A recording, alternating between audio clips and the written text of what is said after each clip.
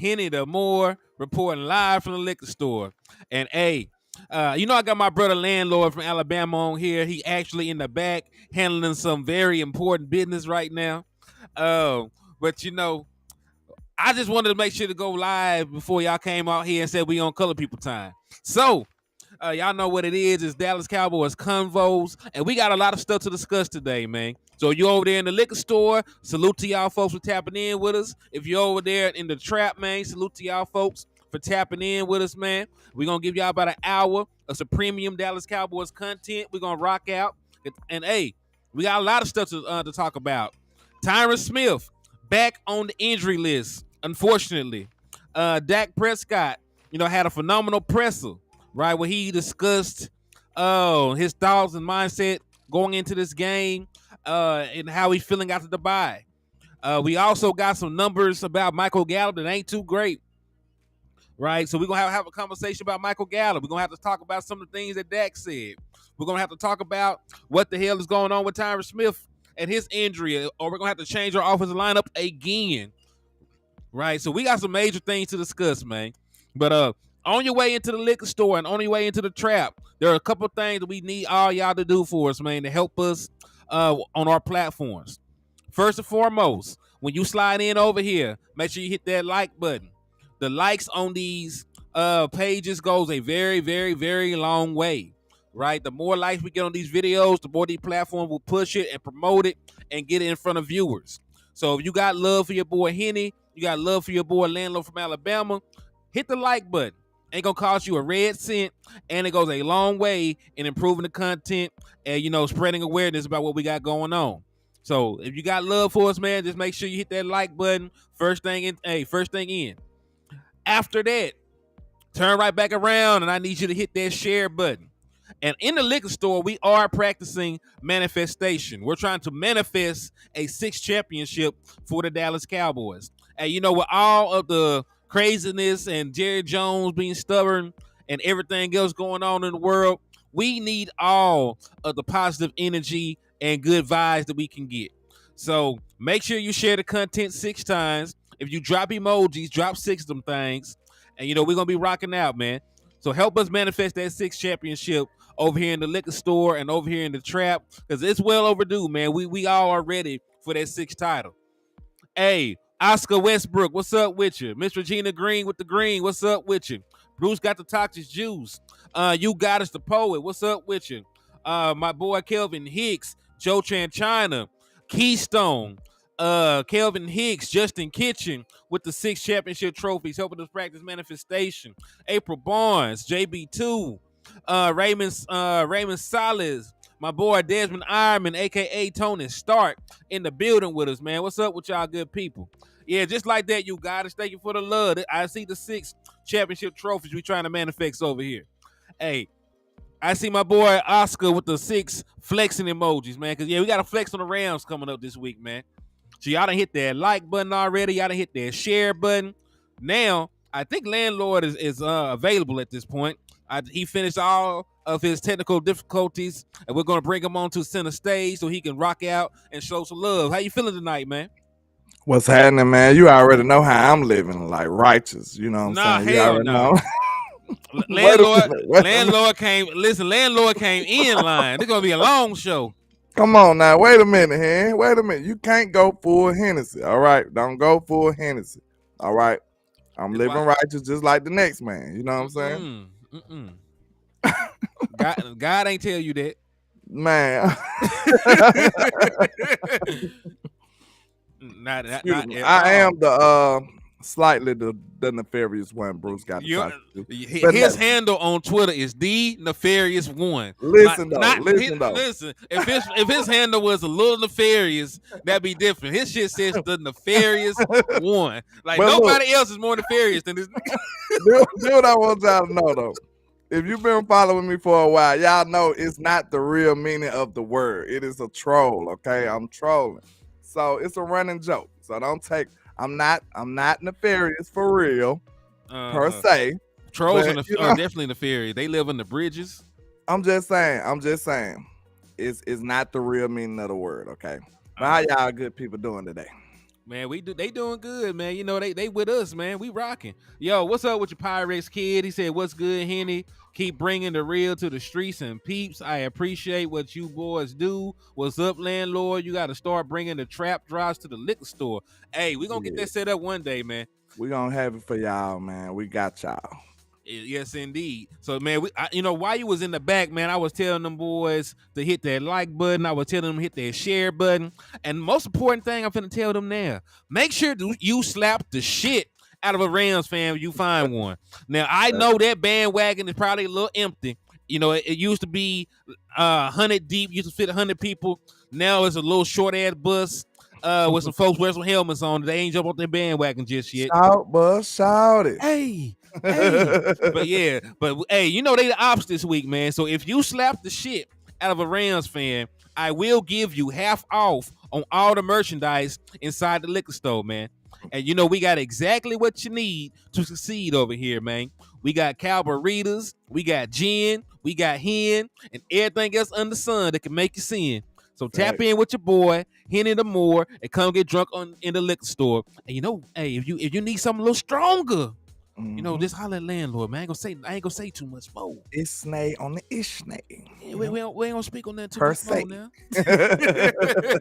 You know what I'm saying? We speaking codes over here in the trap. You understand?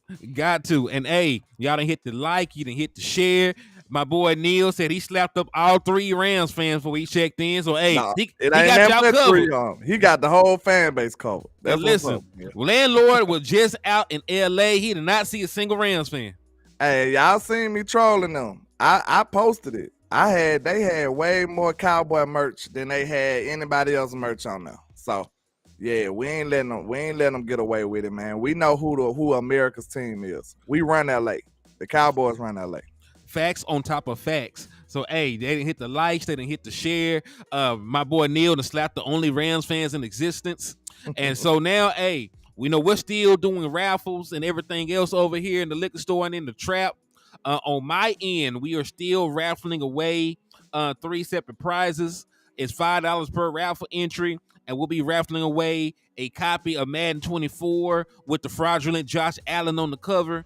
We'll also be raffling away a Dallas Cowboy jersey of the winner's choice, and we will also be raffling away a Dallas Cowboys bobblehead. So if any of this interests you, tickles your fancy, or if you just want to support the liquor store, what you can do is hit the Cash App at the bottom left-hand corner. It's $ Hennythemoor. Or, you know, you can send $5 through a super chat or a super sticker because thank God we are monetized now on this page. So that's what the raffle is. We're doing a raffle until November the 1st. And then on November the 2nd, we will be doing the drawing for the 3 winners. And Lan, what you over there raffling? I ain't raffling right now, but you know, I'm doing little promotions. Like if you I said if you get like a membership that's higher than what the trap, if you get the Trap Balls membership, I'm gonna get you a hat. I'm gonna start getting the hats away, and or the Trap Lord, that's the highest one. It's only $20, the highest one. But the one before that, I'm gonna get y'all a hat from now on until, you know, I run out of hats. Or a t-shirt. I got a couple of Slam Williams t-shirts, Big Mike Soprano t-shirts that I'm gonna give away to the people who, you know, help participate in the movement, man. But I appreciate all the love and support. Indeed, man, indeed. So we need to get the people to follow us on Twitter too, Hen. They got us looking like some civilians on Twitter. This is a civilian. Tell them to do better, man. We need some Twitter followers. So y'all wanna see the trap go on the road, get our voice heard. You know, we might have to go holler at Colin Cowherd or one of these people. They might want to hear what we got to say while we drunk trapping in here. Now, the only way we get our respect if we get the followers, because they ain't studying me right now. You know, they damn sure ain't studying me. I got like 600 folks tweet me back or nothing right now. So hey, let's get them likes up and them followers up on Twitter as well. Hey, salute to my boy Bull Houston for the $5 Cash App. He said he F with us, man, and that's love, man. We F with you too for showing love and support. And my boy, they got you a raffle entry. So hey, make sure on my side too with the $5 Cash App, man. We appreciate you, sir. Salute, my brother. And hey, make sure you spin the block because you got a raffle entry now. So November the 2nd, make sure you tap in for the raffle show. See if you won anything, man. Let's do it.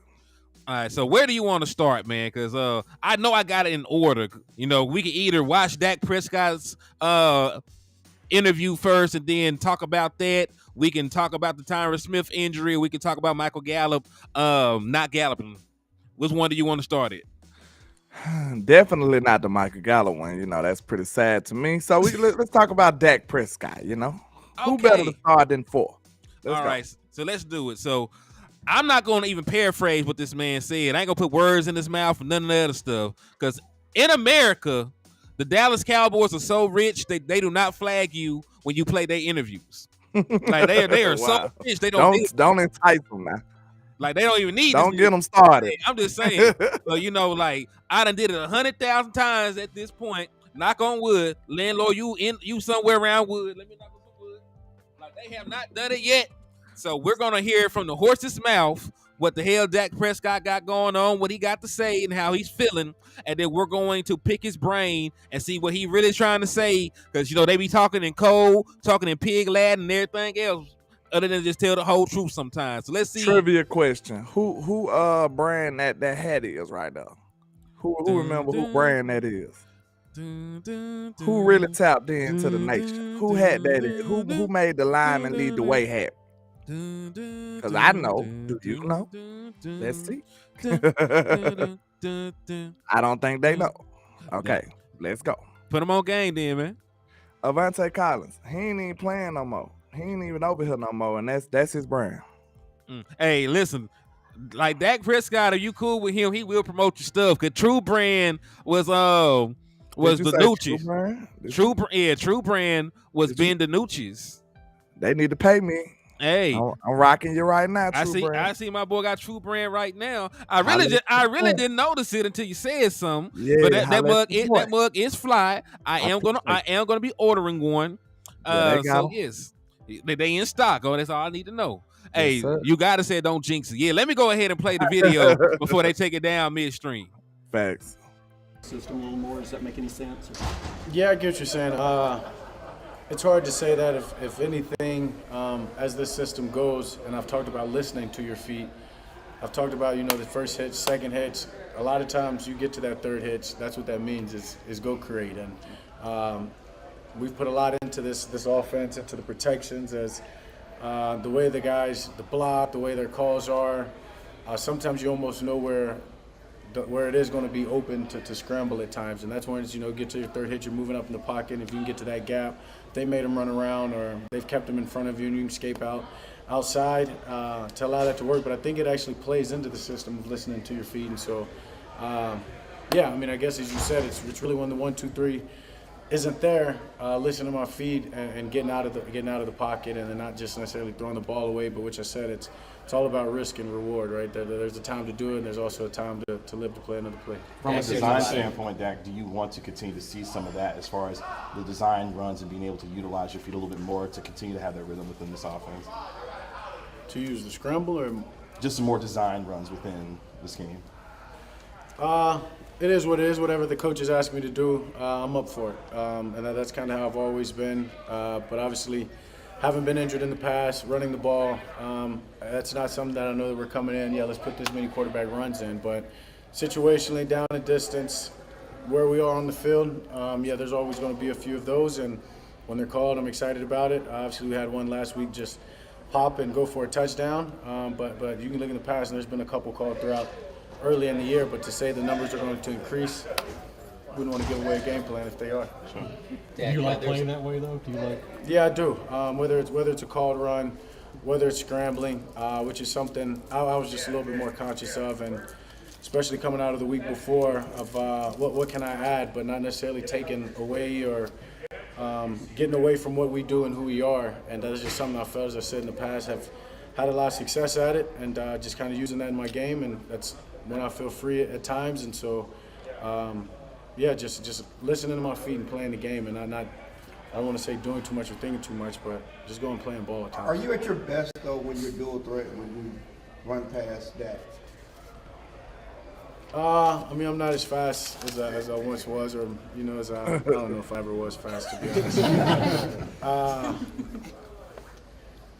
I guess in a sense, when the threat's there, let's just say that when the threat's there, Maybe, and I'm not only I feel like I'm at my best, but also just the team and just that's another weapon. It's another weapon guys got to account for on defense, which then that little half a second or whatever, quarter of a second allows TP when he has the ball to, get away from a backside defender. It allows receivers when I break out of the pocket, get away from their man.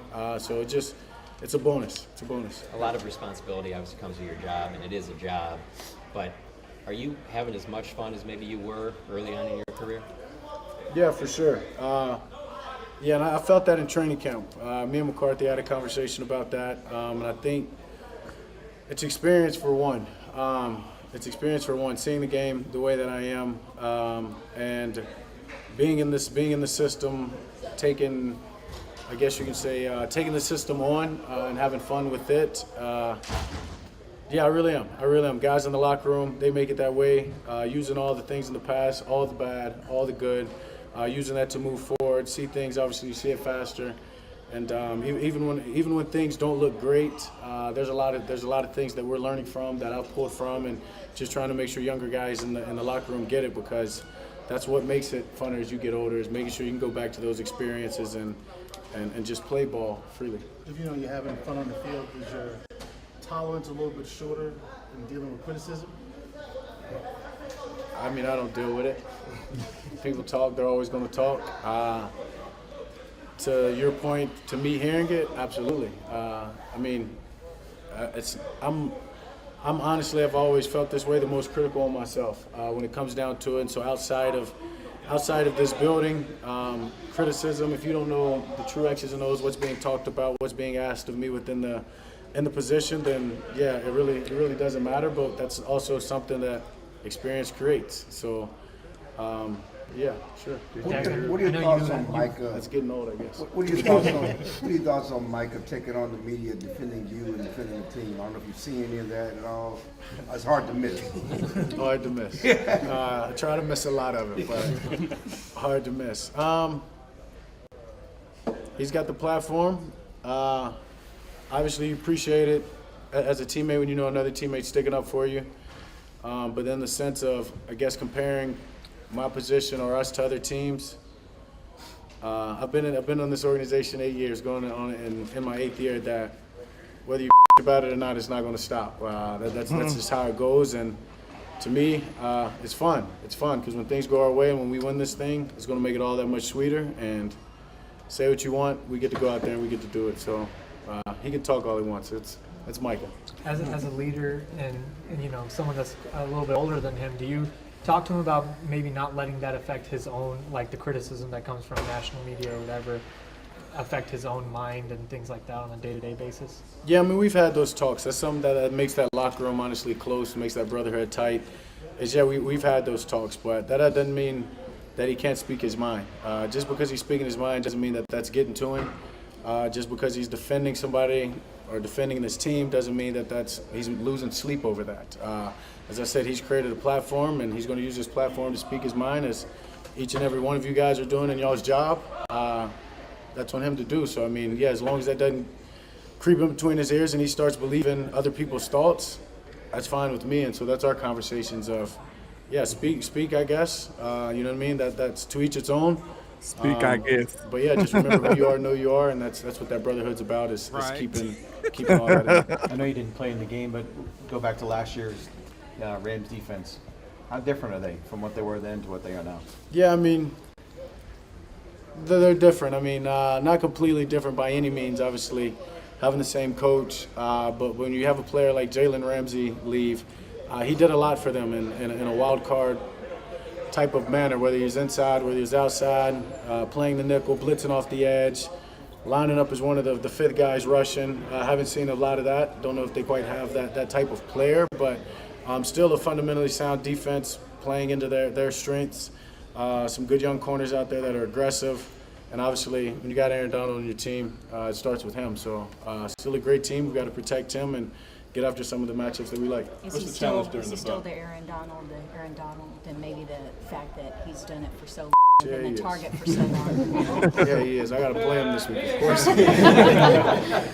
No, he is. He's a talent, though. The focus. Yeah, he's still the focus. That guy, I don't know, was it 3 defensive player of the years or something like that, and a player of a generation. And having played against him now for a while, I mean, he can ruin a game. So you've got to give him focus. You've got to give him focus and give him credit because he deserves that. He's a hell of a player. And yeah, he hadn't lost a step. And yeah, I mean, he's still Aaron Donald. What's the challenge during the bye week of making sure that you rest mentally and physically, but also trying to remain sharp mentally to prevent any kind of rust coming out of the bye week? Yeah, bye week's great. I don't want to say it was a challenge in that sense. My mind, as I've always told you, I was on football, especially during the season, whether it's a bye week, whether it's a long weekend. Off season at times is where I just kind of really unplug. But even in the bye week, I mean, it was exciting to watch football on Sunday. I didn't have my YouTube TV, so it was a little tough. Thankfully, the brother came over and You wanted to put the Zoom on that, man. They just zone in. My mind's always fresh. And the just Zoom staying, on that staying thing. on football, They try to look watching at that the man teams, thoughts. watching what people are doing around the league, watching the third downs. So that sense was easy. But it was big for me to just rest my body. Obviously, getting older, got to take that time and get some extra sleep. How does your body feel after the Chargers game? Because of the more running, scrambling, and things like that you did? Sore, but a good sore, I can say. There's been a few games in the past where I've came out of and I said I'm not enough sore, and I don't know if that's lack of what I was offering or doing in those particular games or what it may have been, but that's part of football. It's how I've grown up playing this game. Not to say, hell yeah, let's get hit every play. Absolutely not. But that's a part of who I am naturally, is being physical, getting out of the pocket, and so just having that part, bringing that back, was huge. It was fun, and so it wasn't too bad the next 2 days. It was validated too, right? I mean, you played your best game. A win, yeah, we win. I'm all for it. We can be as sore as I need to be. In watching the games that you watched this past weekend, obviously you saw the Lions suffer a loss. 49ers hit a rough patch. You guys actually gained some ground in the bye week in the NFC. How critical is it for you guys to come out in this second trimester and get hot going around? Yeah, I mean, we're running our own race. Talked about it, I guess, last week or after the Chargers game.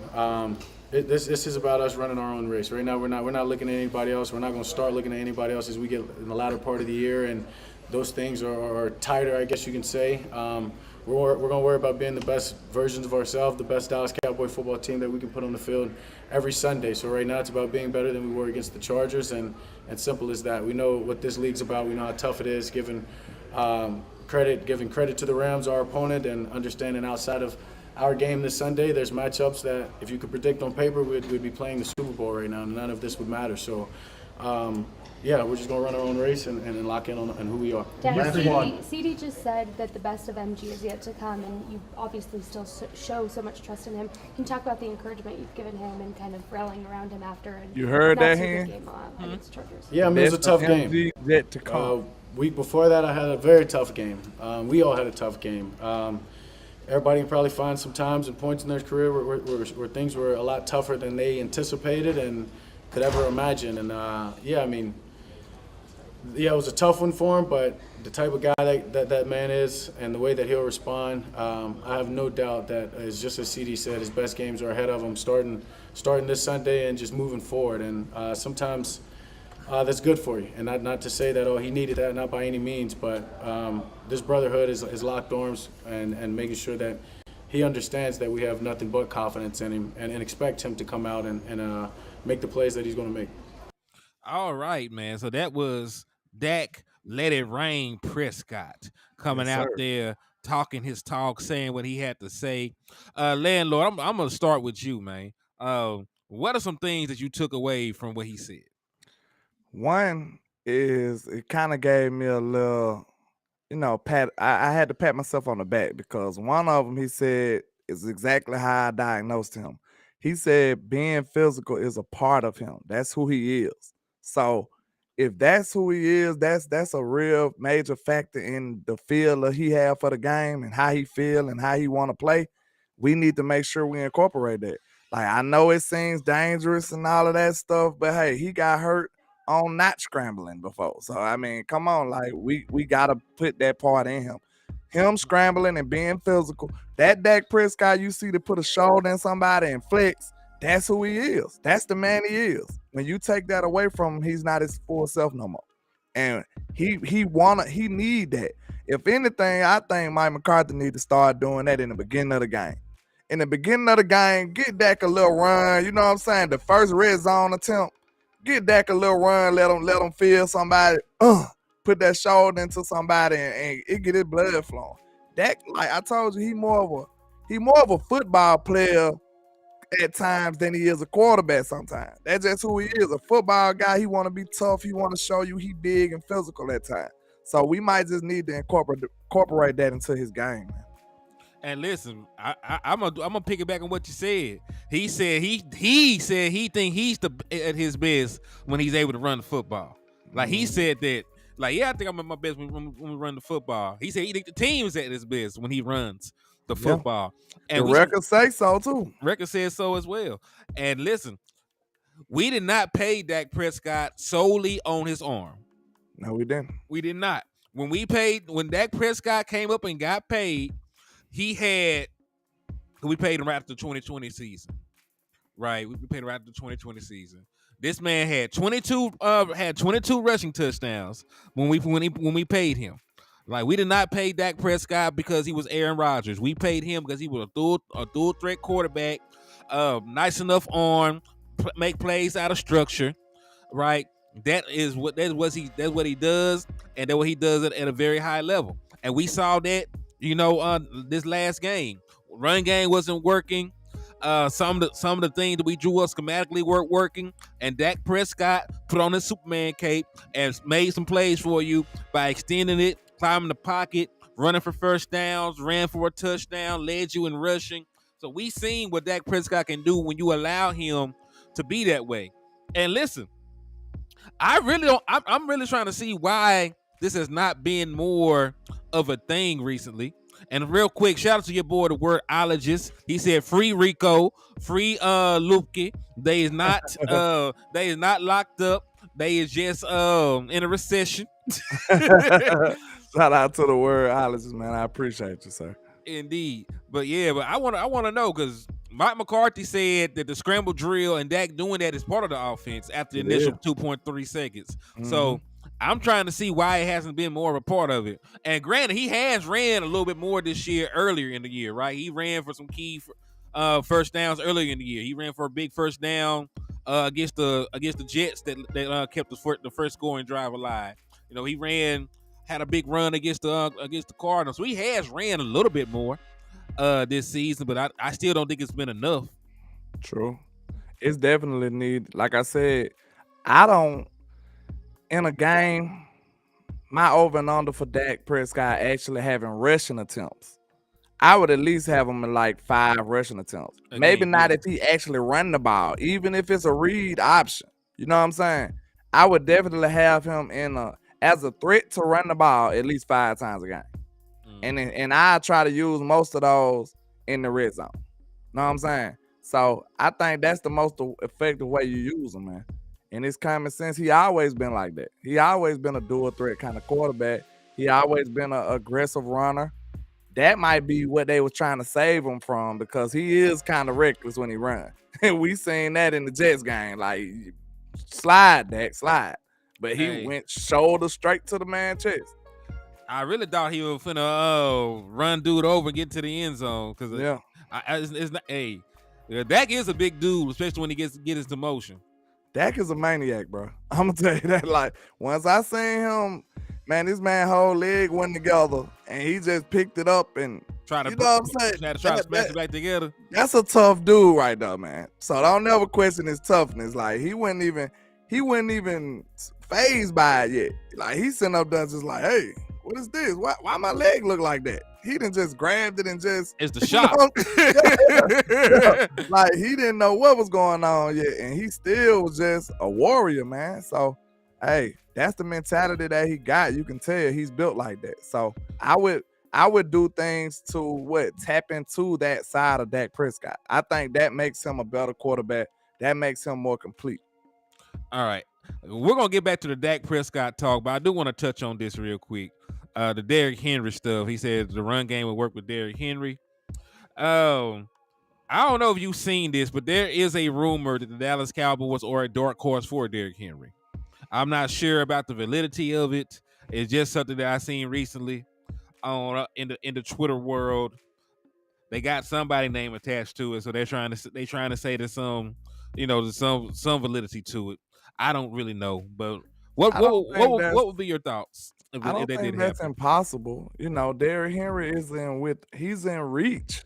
So that's why I would say it probably do got a little validity. It ain't nobody that we got to spend a lot on. You know what I'm saying? And I'm gonna also add this for context. They said it would be possible if the Titans were willing to eat some of his money, a la Brandon Cooks, and that's why I even brought it up, because that sounds like some Dallas Cowboys shit. I was just about to say that sounds doable in our realm that the Cowboys live in. Like, that's how we want to do business.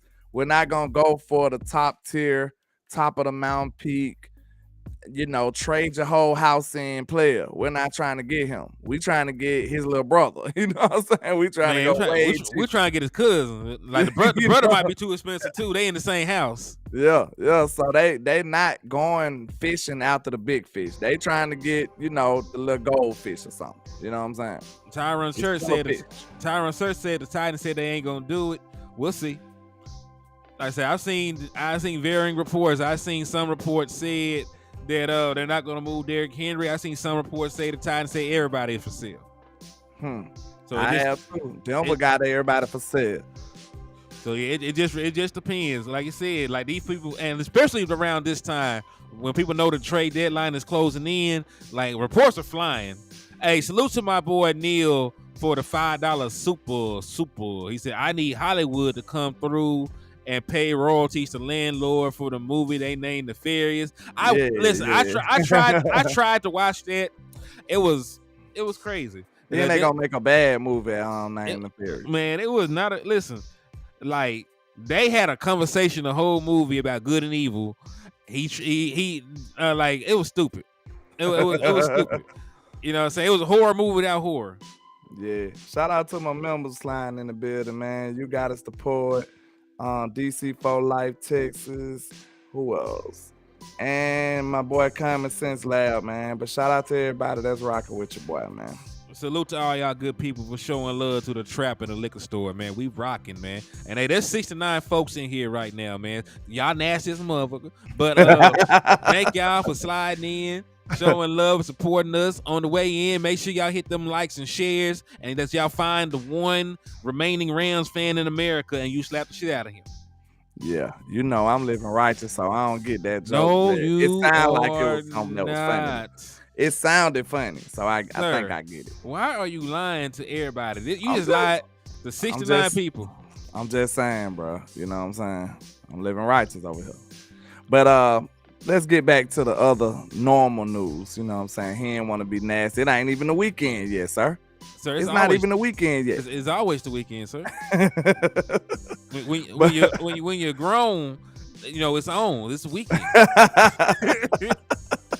Hey, the liquor store hit different at nighttime. See, I ain't used to being outside at night. That's what it is, y'all. I be usually at work, so I don't know how to act when I'm outside at night. Look like, it's crazy out here. Hey, what's up with your Choctaw? I see you, my boy. Damn Dizzle, what's the word, my boy? Shout out to them members, Choctaw Montana in the building. But hey, man, so another thing that stood out to me about my boy Dak Prescott and what he said about they asked him about the Michael Parsons stuff. Yeah, he said, man, I've been here 8 years. It doesn't matter if you bitch about it or not. They gonna talk shit. And he said it's fun to him. He said when we get it done, it's gonna be so much sweet. Hey, I like how he was kind of unsure, because Dak, I could tell Dak ain't a big fan of that talking either. I could tell. You can't hide body language. You can't hide the energy. Dak don't like that shit. I'm gonna just be real. Dak don't like that shit. I'm gonna tell y'all the truth. He don't like that shit. But he had to cover it up and be like, well, that's Micah. You see how he said that's just Micah. Like, that's not something he's pleased with either. So he would prefer. I guarantee you, if you ask every single player on this team, would they prefer Micah to be quiet? I bet you they'd be like, yeah, we want Micah to hush up. So, but it is what it is. salute to the wordologist over there. Dropped another 5-piece. He said if Tyron is out and the running game is better with Chuma like it was before, should we just let Tyron sit? Same scenario with Evans and LVE. So if Evans get in and he is a better run supporter and overall linebacker than LVE, even when he comes back from injury, you will leave him in. Y'all know I don't even like LVE like that. So I would say yes. You cutting too deep right now, sir. Good grief. He said, sit Ty. Oof. Chuma did have that thing rocking a little bit, didn't he? When he was at guard. I want to also throw that out there. Yeah, it was at guard, though. When he was at guard, if they just want to say, hey, the Tyler Smith era at left tackle is now, and move him there. If Tyron Smith is unable to go, listen, at the end of the day, your offensive line is still better with Tyron Smith. I just think the only thing that's messing it up is there's no, and in the words of Mike McCarthy, his favorite word has been continuity. Right? He said continuity is his favorite word. He throws it out there. Well, if he doesn't play, right, that means that that this offensive line that we want to see has only played 2 games together. This was only going to be the third game. Like the hope for the offensive line was it to get better, week to week to week to week. That's a good transition too. Bringing up Tyron, because we got to talk about his injury. Yep, and I'm gonna go ahead and pull up the graphic.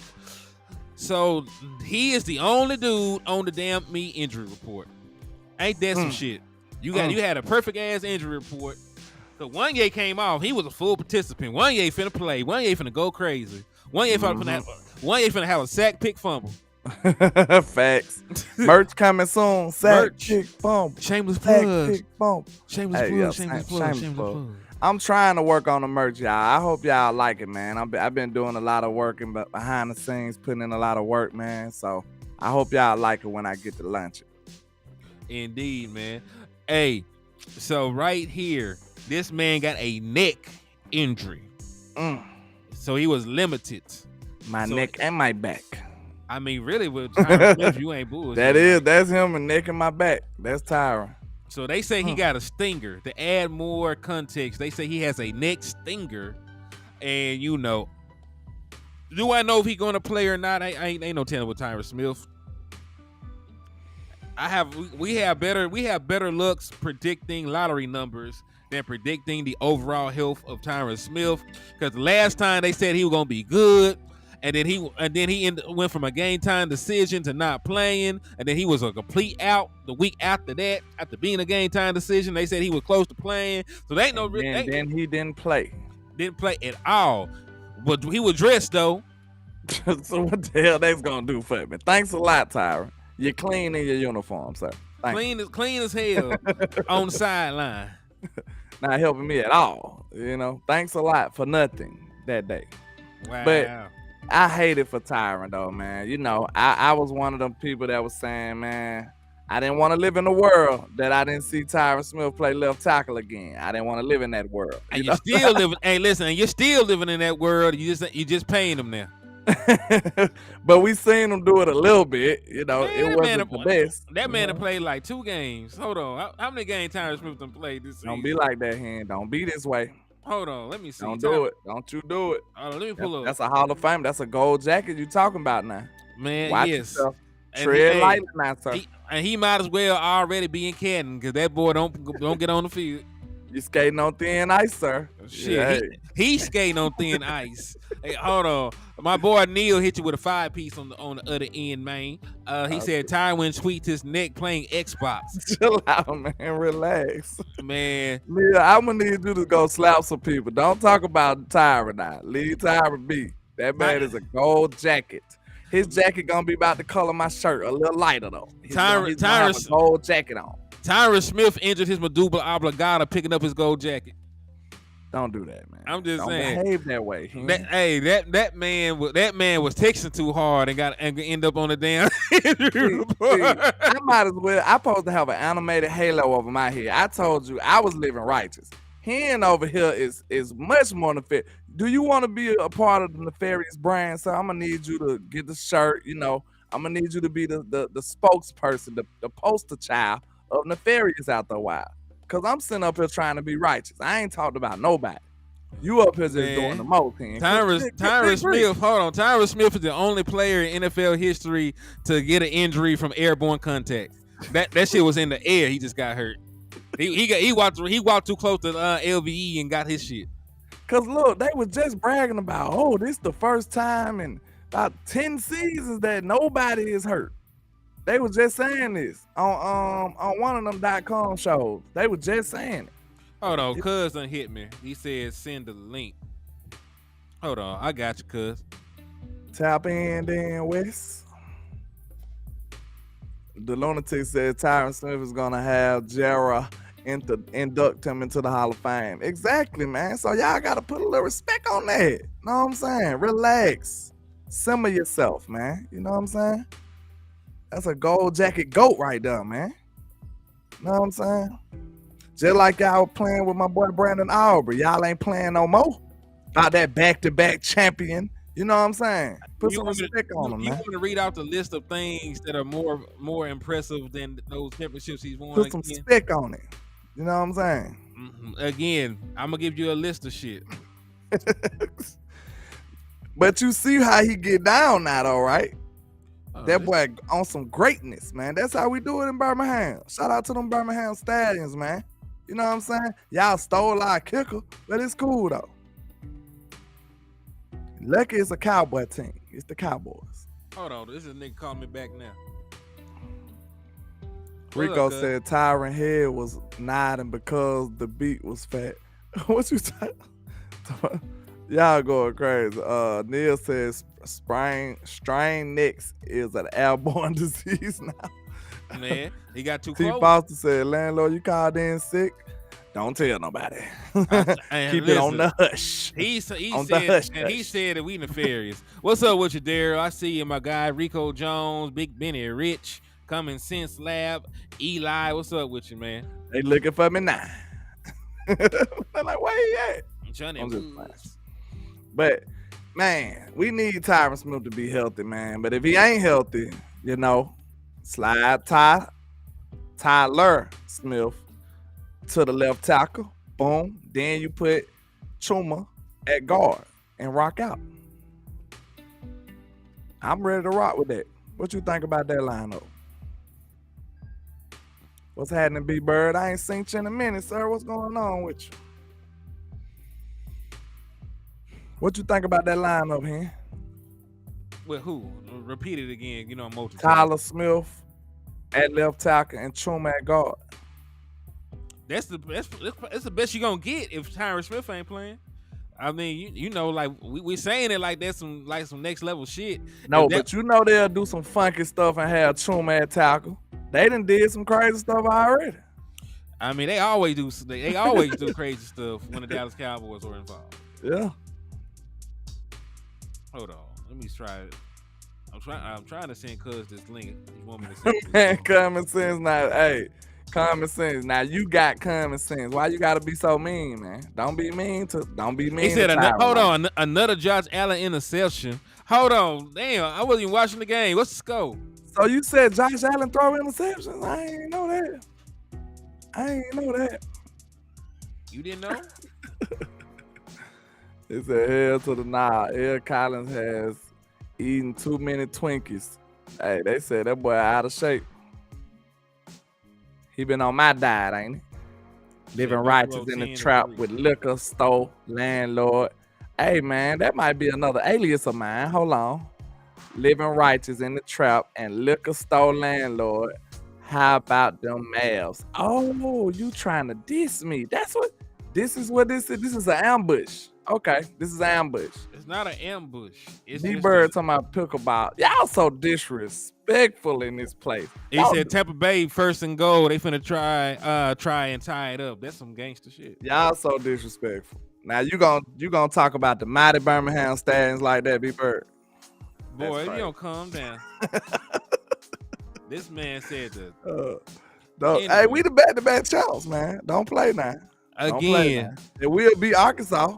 The world line up Arkansas. Will beat Arkansas. Beat the fuck out of the Birmingham, the Birmingham Knickerbockers, whatever they supposed to be. Don't be like that, bro. Don't be like that. Hey, So peep this. I remember I told you, World Double Dutch Championship, more important. Michael Parsons Pickleball League champion, more important. Don't be like that, man. My fantasy league winner, more important. Wow. The level of disrespect, like dodgeball world championship, more important. Hot dog eating content. Man, definitely more important. Those were athletes over there. Yo, wow. Hold on. Hey, it's a lot of people googly eyed about Josh Allen. Where y'all at now? Y'all still want Joshy boy? I think they do. What's up, cuz? Bruh, yes, this mess is actually working. I'm in the car. What's up with you, man? Look at Jesus. I ain't gonna lie. I'm low-key scared to move my arm. Don't do it. Just don't. No experimentations while you're live. Just hold it. Just hold it till your arm go numb, man. Now, you a veteran and you should know that. I learned that the hard way. Now, you should know that. Don't experiment at all while you're live. Don't touch that wire while you're live. Don't move nothing. But hey, I'm not gonna be live on here though, huh?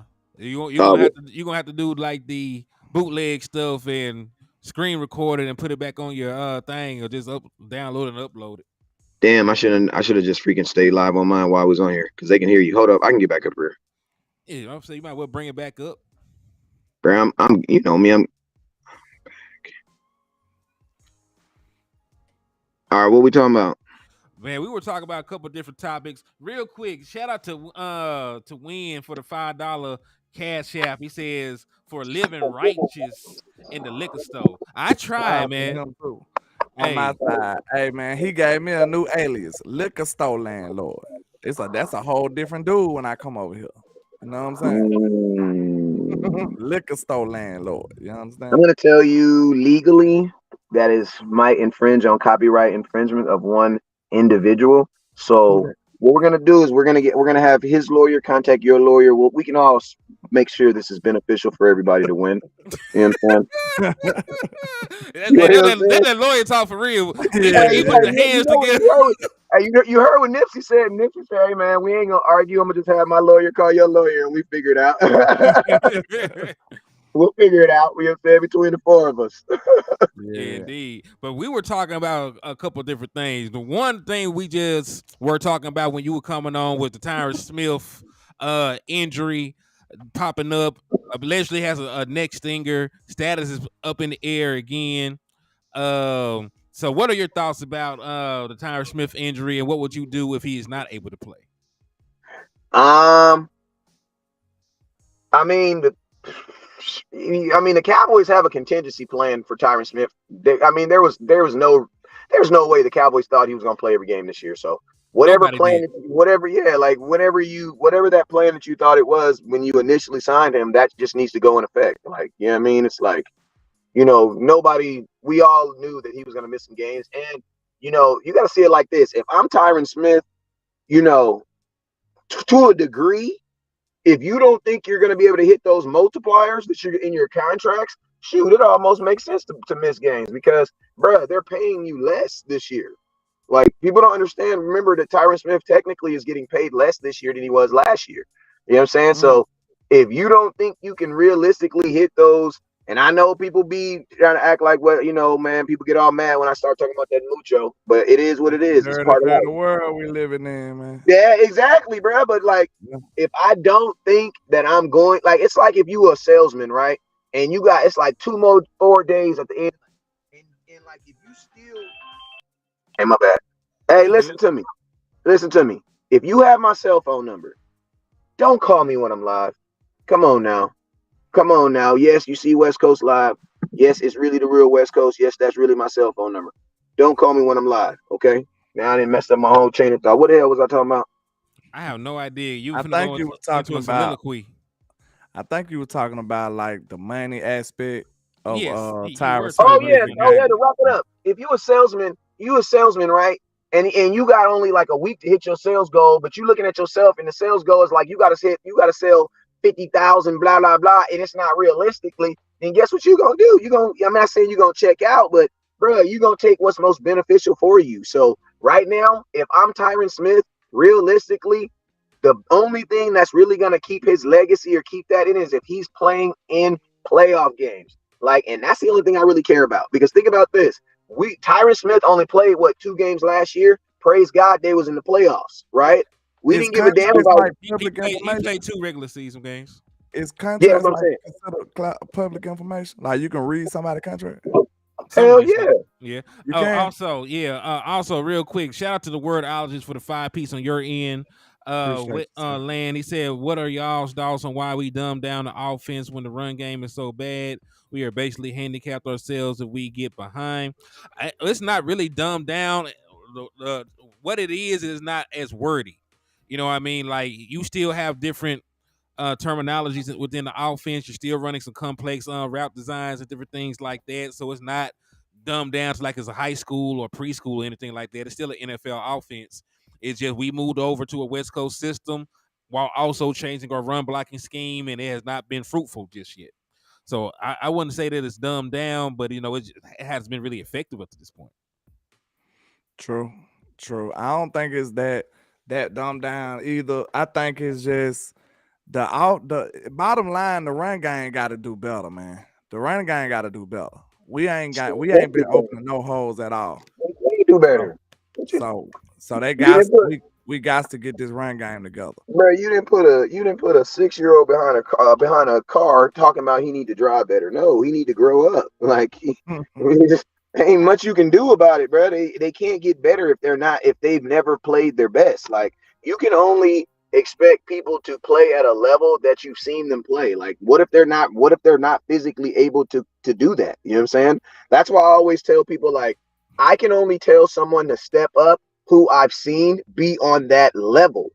But if I've never seen you be on that level, I can't tell you to step up to something you've never done. I can only say, I need you to do something you've never done before. You know what I'm saying? So yes, we need Tony Pollard to do something that he's never done, and that is be a successful starting running back in the NFL. You know what I'm saying? Do y'all actually think it's real validity in this? What's the run game coordinator name? He just got back. Do y'all think that's gonna help us to a degree where we can see? Because he has been hurt or sick or something. Even injured away from the team. Yeah. Who? The run game coordinator? Yeah, the run game coordinator, the running back coach. Bro, listen to me. He could have had COVID. He can still be on Zoom. What the hell? I don't need. He wasn't doing anything. I don't know if he had COVID. He had like some serious stuff going on with him. So I'm not sure. Do I think he is? Listen to me. If he is the difference between our run game being good and bad, fire McCarthy, bro. Get the hell out of here, bro. What is you doing then, dog? Yeah, I mean, like, what is you doing? Like, I thought Brian Schottenheimer was kind of coming in with a nice run scheme that he had in Seattle and stuff, but I mean, I don't really see much going on in his run game. We need to get it better. I know that much. Absolutely. Somebody said we need a bigger running back. I don't know if we need a bigger running back. I try a better running back. Somebody said $5 super chat. Hey man, make sure y'all hitting them cash apps too, man. Somebody said, how does Derrick Henry improve the run game? Pollard needs to do better. He is not seeing the holes or following blocks. I don't think, listen to my thing. I don't necessarily, I think this is the thing. I think Derrick Henry could make this team better, but I also think that if you bring in Derrick Henry, you will be changing your offense. The Cowboys are not doing that. So that's why I say it's not even a realistic conversation in my opinion, because Derrick Henry is a featured back. If you are trading for Derrick Henry, you are trading for Derrick Henry, the featured back. If you trade for Derrick Henry to then make him a shared back, that is an experiment, and you're experimenting off of paying for it. That's not an experiment you do. That's not an experiment if you don't do that.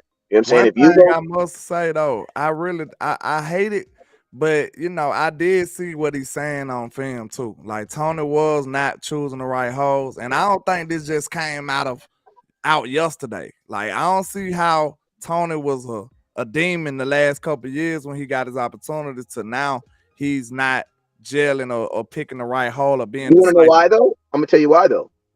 I was about to give you my theory, but go ahead. I want to hear yours too. Go ahead. I mean, I'll tell you what the film say. What's your analysis? Just very quick. and we got to get that super chat too. I see it. Realistically, Tony Pollard is doing the same thing that he always does. The only difference is, and what people fail to realize is this: when Zeke was there was a 50-50 shot on what Tony Pollard was doing. You didn't know what Tony Pollard was doing, if he was going to be running the ball or if he was going to be catching the ball, because realistically, we used him in that aspect. When you are the starting running back on 1st and 10, your ass is getting the ball, bruh. Yeah. Like, that's Madden football. You're getting the football. That is a good aspect. So, and think about this. Think about this. Tony Pollard's also, if you notice, there's a lot of times of him just getting stopped in the backfield. Right? You're not even getting past the offensive line.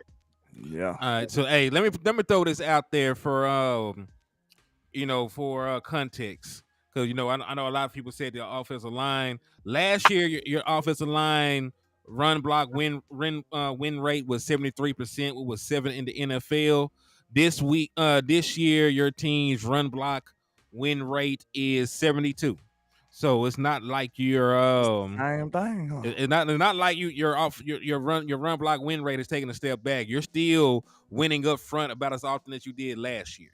So okay, that kind of plays into my yeah, theory. but are we run? Yeah, but I would say that we're probably not running nearly. Are we run? Because how many times are we running a game though? Also, because if we're not running as much, then those percentages, it's easier to hit a target when there's less opportunities. You know what I'm saying? Like if there's only 10 targets and you miss one, you automatically get a 90. You know what I'm saying? Like if out of like 5, if you only ran 5 times and blocked good 3 times, it's gonna have a high. Yeah, and also I'm gonna give you an example. Like 2016, right? The Dallas Cowboys broke the NFL record for 3rd down conversion for a season. We had the highest conversion for 3rd down conversion ever for an NFL team, 16-game season. But what people also don't realize is we also had the least amount of 3rd down attempts. You know what I'm saying? Yeah. So part of the reason why our 3rd down conversion was so high is because we simply weren't doing it. You know what I'm saying? In that situation as much. Exactly. Now let me get my theory off real quick. I'm thinking and read that super while you at it. Okay. I'm thinking that maybe, do you think this line ain't got that many reps together? So maybe it's a chemistry discrepancy between the two. Tony don't really get the chemistry with the line yet. Hopefully it's something like that could be fixed, that he can grow on. Because I promise you, I seen a couple of runs where I'm like, Tony, why don't you go outside? Like, it was open. Like, Tony ain't no natural. But you also got to remember, landlord, Tony ain't. Now it's like this. Trevon Diggs would make a great wide receiver, right? But guess what? He's played wide receiver, right? He make a good wide receiver. But there's going to be little nuances about playing wide receiver that he's just not going to get because he don't do it. True. You know what I mean? Where another guy who does it all the time is going to be like, oh, yeah, pick that up real quick. Mm-hmm. Right. Tony Pollard, in essence, is still learning running back. You know what I'm saying? We're averaging 30 rushing attempts a game. And what was the average last year? Just for context. I got shout out to the wordologist with the $5 super. He says, last question, in y'all's opinion, what is this team's offensive identity? Hey, man, if you doing super chat, you want to have the last question. Yeah, he been asking a lot and we appreciate him over here. I know, that's why I said keep super chatting. You ain't gotta have no last question. Yeah, but what he said, the offensive identity, sir, that's one of our biggest flaws right now. I think we don't know. That's why the offense be up and down. But I think it probably settled into being just a normal West Coast type offense where they doing the short passes and stuff. And I want them to completely get rid of the draw run though. I don't like that draw run. I don't like that. So I mean, you don't like it because it's not successful. Real quick. Yeah.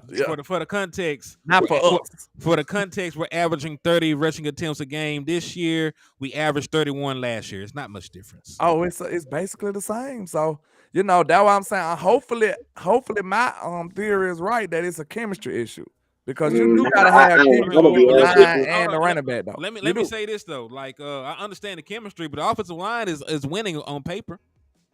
I'm talking about the chemistry between Tony and the line too. That's another aspect of chemistry. He got to be able to predict how this person gonna block. It's little nuances in that. See, the this the thing though, I man. will Like say it is a when new you run running scheme, through a isn't it? hole, there is no. Listen to me. When you're running, It is a new I'm run. gonna tell you this right here. First off, Tony isn't picking the wrong hole because I've Tony's not seen him picking. do it though, but Listen to me. Listen to me. yeah. He's not picking the wrong. He's not picking the wrong hole because that's Pause. not the play. You get what I mean? Yeah. Like a 32 blast is not an option. You know what I'm saying? The three back, the three back is about to get the ball, come straight up the fullback's ass, and he's going into the two gap. That's why it's called a 32. But that's gap. We know run gap. This man got two Yeah, options but, every run play. look, exactly. But what I'm saying though, he's not out here. They're not calling plays for him to be out here bouncing back and forth on the offensive line trying to designate. Plays are designed to go somewhere. You know what I'm saying? There's either a lead blocker. What you're saying is this is where the natural instincts of a running back kick in. That's what you're trying to say. Because it sounds I'm saying that, but at the same time, it's like I'm giving Tony a bone a little bit, right? Because with the offensive line, he's the type of dude. If you go look at his biggest plays have been when there was still a threat of us throwing the ball. Like there still has to be that threat because the linebackers need to move a little bit. You know what I'm saying? Because then you got to think like this. Even if your offensive line wins, bam, they win. Tony Pollard gets his hold. Okay, well, guess who's going to meet his ass? A mother effing linebacker who's bigger than him. Yeah. You know what I mean? So it's like it's still more than just him picking. It's still more than that. And that's why I was backing on it. It's like Tony Pollard, we had to expect that this was going to happen because last year we were not putting Tony Pollard in obvious run positions. Why? Because you had Zeke. Yeah, I said this earlier in my show, so I'm on the same page, which I said, like, even though these the same players, them being in different roles is a big difference. It is. Right. Like, even though this is the same Jake Ferguson from last year, but now this is tight end number one Jake Ferguson from last year. Now this is number one running back Tony Pollard. Like, that's two different people. You know what I'm saying? We asking them to do two different things. I put it into layman's term. I said, hey, just imagine if you used to doing your job and then tomorrow you go there and you got a new job description. Like, that's different. You got to do different stuff. You know what I'm saying? So that's the best way I can explain it. They are the same players, but they asking them to do different things. And they're asking you to do it more frequently. You know what I'm saying? And they're asking you to do it coming off an injury. Now I'm gonna tell y'all this right here too. You know, I'm not gonna let y'all Michael Gallup Tony Pollard. You know what I'm saying? And that is this. And that is this, because I did it myself too. Every year, every time I got mad at Michael Gallup, I told myself to remind myself the fact that he even out there on the field is a up. Now I'm pissed off at Michael Gallup because he a healthy ass dude. He ain't nothing wrong with it. You know what I'm saying? I am glad that you got that power because you have the power of segue. I don't know what the hell it is, but you be hitting that shit and you have helped us segue to the next damn topic because I got some shit about Michael Gallup that's gonna piss everybody off. Man, you know they call me Uncle West Coast in the streets, man. Go ahead. Yeah, I know I know MG is a sensitive topic. No, I don't care. It ain't sensitive to me. Listen to me. I only get sensitive when people get on here and say, West Coast, I remember you made videos, bro. Somebody said that. I never met the person. I stopped the whole show when got my lady phone, got up and went and showed him the video back from 2019 when I said the Dallas Cowboys should have traded his ass. Oof. So this is the boy, Mr. Rodriguez. He said Michael Gallup has the 12th most targets in contested situations. He ain't winning. Said catching just 2 of 12 contested throws. That's the lowest completion percentage in the NFL among those with at least 1 contested catch. You know what that means, though? The targets tell me that your quarterback trusts him in those situations. That's why he keeps getting them. Well, I'm also going to say this, though, Wes. And I also said they scheming the shit up. You go back and you look at the film, Michael Gallup is the hot on a lot of this shit. Like, he is the hot on these blitz route. He was the number one dude on the post route because he was the number one option on that post he dropped. So they drew it up for this man. Listen to me. I don't give a damn if Dak trusts him. I got a homeboy that keep on trusting a lady that we all know cheating on him. You know what I'm saying? So I mean, you know what I mean? Like, That's him. You know what I'm saying? He's That's wrong. Dak. That's that. He trusting the wrong dude. You know what I'm saying? I mean, That's what I said. I ain't listen. F Dak trusting him. I'm saying, why is he being drawn up 10 targets? It's not. Listen to me. I don't think that he's actually being drawn up that because I can show you at least 5 that he's the main. No, he's the primary. no. Well, this is. I'm not saying like I'm saying like this. I don't honestly think that they're drawing up the play specifically because I don't think that the Dallas Cowboys target any individual on this offense like that. What I honestly think it is I think, and this is even worse than them drawing up to Michael Gallup. The Dallas Cowboys offense, when they're calling plays, they see CeeDee Lamb, Brandon Cooks, they see Jalen Tolbert, whoever's on the screen, right? It's like Madden, right? When we see Madden, Michael Gallup is going to have a 76. CeeDee Lamb is going to have like a 93 over his head. Mm-hmm. Goddamn, Brandon Cooks is going to have like a 87, right? Our problem is when we draw up plays and they're looking at them, they don't see that, oh, this dude is actually better than that dude. They see they're all Dallas Cowboys. They all got stars. They'll all make a play. No, bruh. No. That's not no. And I'm gonna tell you what that's called. That's called equality. Listen to me. I'm all for equality. Hey man, man. I'm not really though, but I'll say it because I'm about to say I'm for equal opportunity. Yeah, exactly. Equality is different. Equality is different. Because everybody, if I work harder than you, I deserve more than you. Exactly. Facts. That's how exactly. Because if I start today at landlord's job and they tell me and landlords start bumping my shoulder and letting me come in and talking crazy and being on the phone when landlord gonna be looking like, hell no, man. I mean, it's 12 years before I can talk on the phone while I'm working. Man, get that off your goddamn phone. You know what I mean? Like I had to earn that. You know what I mean?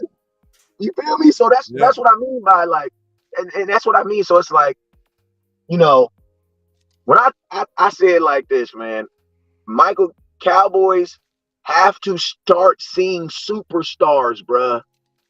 Like the days of the superstar, like that's what the 90s was about, bruh. Like, come on now. We got a star on our helmet, but we don't want to let our stars shine. But we don't want nobody to be a superstar. It's crazy. That's crazy. Like the Flash is just like, think about this. The Dallas Cowboys, and this is like not even a segue, but this is just a little thought I thought about. We've almost become like the corporate Cowboys, bruh. Where we used to be the rowdy ass Cowboys, bruh. Michael Irvin was out there. They was doing all type of crazy stuff before games. Look, but now we're the corporate. We're the corporate. Say everything right. Be everything. Like Philadelphia didn't give a damn, bro. I ask both of y'all this question because it's the same. It's on the same topic, and I asked myself, and I ain't have no answer. Okay, do y'all? It seems like we know what Michael Gallup provides. We know the skill set that he's supposed to provide. Is it a factor of us not having that skill set and Dak is force feeding it to where I'm saying like a chain mover? Weird. Hold on, wait a minute. The chain mover type guy. Because he used to have Schultz. We don't even have it in a tight end, and it looked like he's trying to force it to Michael Gallup. Bro, nah, bro.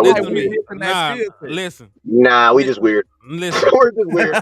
like I pointed out, if he was passing up a wide open CeeDee Lamb to throw the ball to Michael Gallup in double coverage, I would buy that shit. This man, they have plays designed for Michael Gallup to get the ball. Like he is the hot. Like when people were mad at Dak Prescott for throwing an interception against the 49ers, they were mad that he threw the ball to Michael Gallup. He's the hot on the damn route. When you get blitz, he's the hot route. So you got to throw the ball to the hot route on the blitz. It's not his fault that the hot is Michael Gallup. When they ran that scissor concept this last game, because they ran Brandon Cooks on a corner route and they ran Michael Gallup on the post. Brandon Cooks was the decoy. He was to hold the safety for a moment, and then Michael Gallup was supposed to go over top. That's how the play is designed. So I cannot sit here and say that because schematically, knowing what they're running knowing the progression in the play, I can't say that because it's not like he's going out his way to do it. They are drawing shit up where Michael Gallup is the primary guy way too often, even though they know that he's struggling in separation, even though they know that he's struggling in contested catches. And let's also throw another thing out. West Coast offense is not even built on possession receivers. You're built on yak. Slots. Yeah, you're built on guys that can catch the ball Jerry and Rice. run. Jerry Rice. Well, I'm Jerry gonna Rice. tell you this then. We got two When you options. see Jerry Rice jump To on that somebody, conclusion- never. To that conclusion, we got two options. Either they just plain old plum dumb stupid, or either it's some nefariousness going on. You know what I'm saying? It's some meddling of the Joneses going on. Like Dez said, just like we just said on Boss Land with Boss Cowboy. Shout out to him. He showed the tweet that Dez said, "Oh, I know about overplaying your contract. I hope it ain't this crazy politics that's going on, cause it looks stupid. You're not that dumb. You couldn't be that stupid. you're a billionaire. You own the best team in the world. You can't be that dumb. Ain't no way." I think the Cowboys definitely want to get their use out of Michael Gallup because of the contract. I think the Cowboys or the contract. I just think it sucks, man, because like you do see times where the Dallas Cowboys decision making is influenced by the contracts, man. And like, hey, right, we all got to remember that we're only Cowboy fans, right? Mm-hmm. If we were Chiefs fans, we might be saying the same thing. You know what I mean? Like, I don't know. True. But I can only talk about my organization. You know what I'm saying? I can only talk about my organization and my team. Well, a lot of people can't say it because a lot of them other people getting the targets. That's all I just wanted to say. Yeah. A lot of them other people getting their targets. I mean, the real issue is this, though. You really can't do nothing with Michael Gallup next year either. So it's like, you might as well like freaking get over it. Like, but look, though, this is what I'm gonna say. You can move next year. I about to say, man, get rid of this. I don't care. Look, no. What I'm saying is, cap, just like Brian Brody said, screw the cap, bro. If he gonna screw up the game, get his ass off. I don't care how much you're paying him. Get his ass off the field and let somebody who can help us get on the field. Like at that point, I don't care. I'm not trying to sacrifice a season just to please your checkbook. Screw that. Get his ass over there, pay him whatever he gotta get paid, and let us win games. Proceed, move on with our life, and win games. And I'm gonna tell you this right here. This is what I mean by this. You can't really do with him nothing next year because listen, Michael Gallup at best this year is going to be viewed by the NFL standards as a third receiver. A third receiver getting traded in the open market before free agency and before bruh, if you want Michael Gallup, why would you trade for him in March? Why? The draft is in April. Yeah, but hey, you can't cut him next year. But if you cut him, then you get nothing. How much dead money you gonna have to do here? You got the numbers. Listen to me. If you want to get something for Michael Gallup, you need to do it now because right now you also have desperation from teams. There might be some teams that be like, listen, we know Michael Gallup is not like listen, the Saints, bro, their receiver just got arrested. Michael Thomas over here, he from Cali, so I try to show him some love, but he weird, bro. Michael Thomas been weird since he was at Taft. And he was weird at Taft High School. Oh, my mama, he was. We all knew he was weird. You know what I'm saying?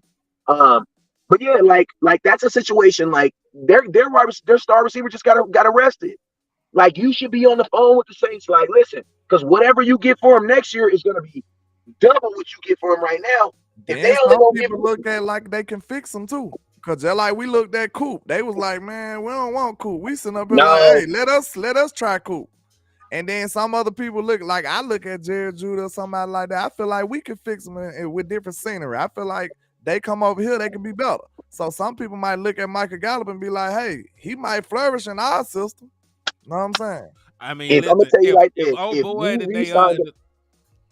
go ahead. If you signed any player that you signed on a contract, can we all agree to this? Any player that you signed on a contract that you then can't trade was not a good contract. Because think about this: if it was a good contract and he was a good player, he'd be tradable. Think about this: people wanted him. People wanted Amari Cooper. They just thought we was crazy for giving him away for a 5th round pick. Yeah, I'm talking about the first when we got Cooper. That's what I was talking about. And you gave up a 1st round pick for him. Yeah, when we got him. Yeah, and you remember people said we overpaid. They said we overpaid. Said we overpaid, right? Yeah, that's what I'm telling you. So at that point, didn't nobody think Amari was worth it. But then he got to Dallas, and that boy got the cooking. Even though he had good seasons with the Raiders, but they still were saying he wouldn't deserve no first round. They were talking about his decline because he only had dude was struggling like the last year and a half before we got to Dallas, and he went crazy. That's my point. Yeah, a bunch of quarterbacks still. Some people gonna look at it like get them over here and we see what we do with them. That's how some people gonna look at it. Then it was bad coaching. You know, it was Jay Gruden ass over there. It was terrible over there. It was horrible. It was a cesspool. So he got away right in time. Yeah.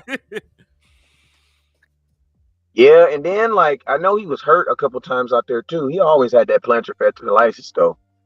That what not? That plantar fasciitis. That plantar fasciitis. I mean, this is the thing. The Raiders drafted Amari Cooper thinking that he was this big time, big speed receiver down the field from Alabama, and that's not what he was. He was a possession receiver. The Raiders would have been better off getting obviously they're two different worlds and two different, draft class and everything, but they would have been better off getting a Chase style wide receiver where he can just run down the field, big receiver, and bloom. Like Devontae Adams. That's why I said Devontae Adams should never leave. The Raiders should let him go because that's what they like in their receivers. They just need to find someone to throw the damn ball to him. They like fast people traditionally. That's what they usually get. Like my boy Henry Ruggs messed up and got, messed up. He was a fast guy. You remember he famously said, "I did not draft Henry Ruggs to throw him a curl." You know what I'm saying? John Gruden said, "I did not draft Henry Ruggs to throw him curl routes." They were asking him about if they're going to use him down the field. He said, "I did not draft that boy to throw no damn curl route." At this point, I would have took Sid back. I ain't want Sid to leave. Hey, what's up with that cat? What's up with them damn Rams though, man? What's up with them Rams, man? The hell they doing? Why they 3-5? Can anybody tell me why they 3-5? But they just a bad team. They just want to throw the ball all over the park. My question is this: is this a Rams team that has the ability to play their best game on Sunday? Yes, offensively. Yeah. Every team. After we lost to the Arizona Cardinals, I'm never going to say a team can never play their best game against us again. Hey, Josh Dobbs, I told y'all about Josh Dobbs too. Anybody want to listen to me? Man, listen. I was feeling real good that day. You know what I'm saying? You did a little overtime in the liquor store, and you was feeling good out them eagle tears. Man, listen. You just went up here talking crazy to these good folks. Man, listen. I mentioned they had a good run game. I didn't think they were gonna run like that against us. Nick, we gonna stop the run all these. Listen to me. Running quarterbacks intimidate me with the Dallas Cowboys because from what I've seen, that's like Dan Quinn. What we couldn't stop the run last year, but it didn't stop us. It didn't stop us. It didn't stop people from saying we had a good defense, right? But bro, I'm gonna tell you like that. If you could say what is the kryptonite of this defense? Honestly, the thing they really can't is some running quarterbacks, bro. Like everybody runs the ball on the Dallas Cowboys, bro. Every quarterback thinks they're a running quarterback. That's pretty much everybody kryptonite though. Cause that's why they so attracted to get a dual threat. But we only got our defense though, so it's like we can't. They can die of it, we can't. You know what I'm saying? And I'm gonna tell you this right here. I think a lot of Cowboy fans right now, if our defense. Because I think I was talking to you when I told you this, HTM. Did I tell you this? Or maybe I was talking about, I don't know, I was talking to somebody. I said, man, I know a lot of people feel kind of wishy-washy right now, but I promise you this. If my offense didn't change a bit, but my defense just go back to what they was doing, I would feel a whole lot better. Yeah. You didn't lose nobody? Yeah, cause I'm gonna be honest with you, coming into this 2023, I'm sorry, I did not have high hopes for my offense. I did not. I didn't see how the offense was gonna get better with the players that you lost, and the fact that you didn't make an aggressive move to replace them. Brandon Cooks is not enough. He's a receiver. That's not nothing in the tight end room. That's nothing in the running back room. You didn't replace those freaking 17 touchdowns. You didn't even try to replace those 17 touchdowns. So for me, it was almost impossible. It was almost impossible for me to think the offense was going to be better. I think I opened my mind up to believe that they could be as good, but I never thought that they would be better. They don't even have the same players. You know what I'm saying? But the defense actually got better. You know what I'm saying? It was supposedly have gotten better. You lose Trevon Diggs, but man, Trevon Diggs wasn't the reason why you was leading in sacks and all those other categories last year. He's back in hell. You know what I'm saying? And Trevon Diggs didn't even get you a whole lot of interceptions last year. So it's like he can't be the reason why you're not being able to stop the run right now. Like, you know what I mean? Like he can't not be that can't not be the reason. You know what I'm saying? So that's why I say like this whole season for me, there's too many moving parts on the offense. The defense has to be solidified. They have to be solidified, bro. They got to get back to just being able to just be intimidating and just punching on folks. We got to be able to we need something to hang our hats on, because let's just be real. We don't know if the offense is showing up every Sunday. No, we don't. True. We can only hope that with time in the system and together on task, they get better. Right. That's the only thing you can hope for with the offense. But the defense, you know, we did not expect the defense to show any signs of weakness. Matter of fact, we expected our defense to be better because you went out and you brought back Jonathan Hankins and you invested a first-round pick in Majid Smith to stop the run. Nobody. They didn't lose nobody. They added people, actually. Because you added Stephon Gilmore. You added Gilly.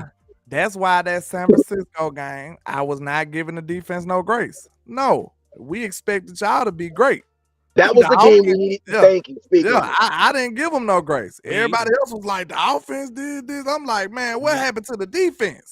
Listen, they were talking about the offense. We didn't have a chance if y'all didn't show up. We didn't have a chance if y'all didn't show up. Man, defense gave up points for the offense even got on the field. I want to hear that shit. Them boy walked and you know what? Let's go sell on that defense.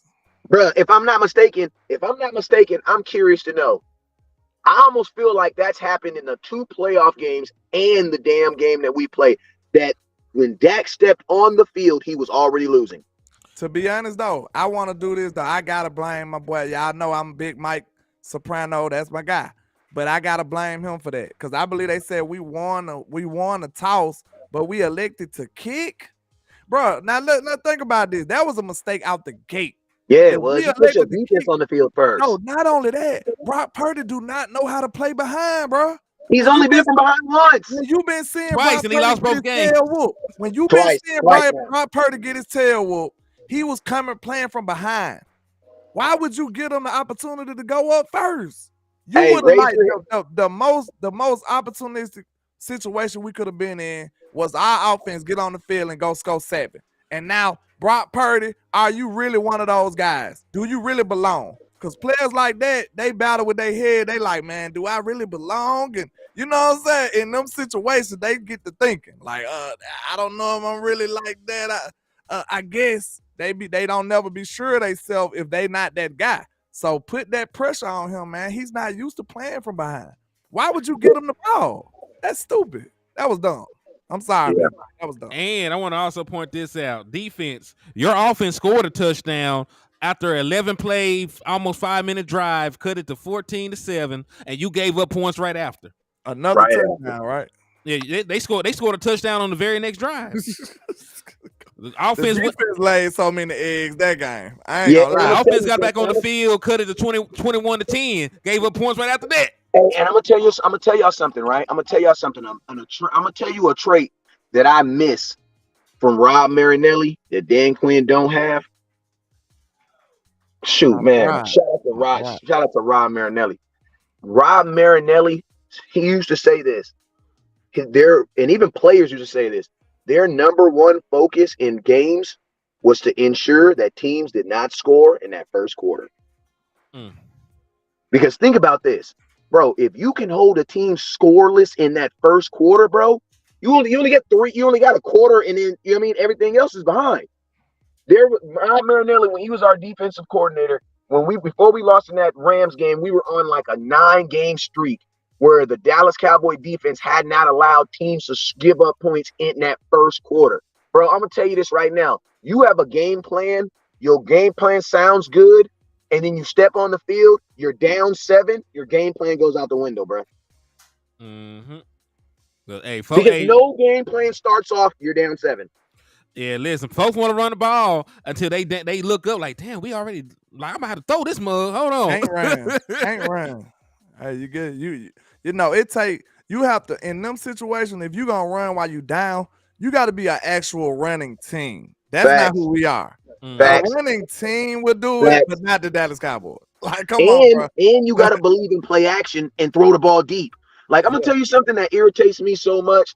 It's like, you know what I'm saying? If you listen to me, man, you know, when you doing good and you've been making sure everything is straight, you get the big piece of chicken when you come home. You know what I'm saying? Your baby gonna be smiling. You know what I'm saying? Everything gonna be nice. Your food gonna be sitting on the table. You reap what you sow. You know what I'm saying? Well, guess what? You've been mad at your lady all day. You ain't been answering your phone, text messages, and guess what? When she get to the house, that plate gonna blah on the table. Goddamn, what happened, baby? You know what I'm saying? You reap what you sow. She slamming drawers and cabinets and shit. Yeah, slim. What's wrong with you, baby? Nothing's All you wrong with hear you, is baby. silverware. Right. You know what I'm saying? All you hear is silverware and plates rattling. So think about this, right? If you are running the ball consistently, what have you earned the right to do? Throw the ball on play action. But the key ingredient is you have to do it. Because I'm going to tell you, I love my boy Anthony Brown, and I'm going to tell you, he got so many big plays on him. You want to know why? Because just like in that Green Bay team game, teams would just run the ball, run the ball, run the ball, run the ball. Okay, it's 3rd and 4. I'm about to come up here and have to help and run support. I'm going to come up here and help and run support. Ready! I'm helping and run support. I got you. Run support. Sit. Hey! Run support. Run support. Boom. Oh, damn. I hope my mama ain't watching. Bro, you already know. What's the first thing? If you have listened to me, if you played quarterback before, the first thing you think of when you get beat is, man, I hope my mama ain't watching. Hey, it's embarrassing, baby. That's it. Because, bro, everybody in the stadium is looking at you. Yeah. But that's what they beat us on is them play actions. They beat us on the play action because everybody's coming up to support the run. And then, boop, it goes over your head. But to be fair, could we say it ain't many running teams like that in the league no more? Because I say the Eagles are. I believe if the Eagles was down 14, 21 points, they'll still. If they was down 21 early second quarter, they'll still be running the ball. No lie. They would still run the ball. The Cowboys would not. And listen, they're still running because they're gonna let Jalen Hurts run. They gonna run the ball, exactly bro. what I was gonna say. San Francisco would still run the ball. If they was down 21, zip, like say for like 10 left in the second quarter, they still running the ball. Hey, and I'm gonna tell you something else. Run the ball in this situation. I'm gonna tell you something else that Philadelphia is gonna do too. Since we just on this subject, why not just touch on it? Because you said it. Jalen Hurts is gonna cook. 14 down in situations. You know what these offenses are gonna let their quarterbacks do? They're gonna let them cook, bro. Yeah. Like you don't really see Dak out there cooking. You see Dak waiting for plays to come in. Like, don't get me wrong. Listen, Mike McCarthy is the smartest man on the team, or he's supposed to be because he's the head coach. But listen, I seen Dak Prescott score a game for 31 points. You know what I'm saying? It wasn't even in the game. At some point, when do you turn this thing over to him and be like, yo, cook, bro? Yeah. Tyron, what I mean is they're not going to give up on the run. It's a difference between throwing and not running at all. Like, you still going to mix the run in there. That's what I'm saying. Like, I ain't saying they're going to run every play, but they still are going to let you know, like, hey, I'll run this bit now. Don't get it twisted. Yeah. Hey, funny story. When the 49ers, when I flipped on my TV and it was early, it was like second, it was like middle of the second quarter. And I saw the 49ers was down, I knew they was going to lose right there. They don't know how to behave when they down. Because it's different, bro. They're never down. And think about this, your play calling has to change. You know what I'm saying? Yeah, you can't take the conservative route every time. You can't take you can't take this little slant route 5 yards when you need Now you gotta actually push the ball. You gotta actually drive the ball downfield. And now you're teleporting the ball over the middle. You can't live off a yak at that moment. You know what I'm saying? You need actual 10-yard throws and 10-yard behind the line of scrimmage. Think about this. You know what I saw about Brock Purdy? When you're in a position when a defense knows you're gonna throw and you gotta make those throws, bro, he ain't like that. Because, bro, if you go look at that series before the first play out the gate, the defense knew you're going to Kittle, bro. They almost took the first ball. Yeah. And listen, he was staring the boys down. All they were doing was sitting in zone. Right then.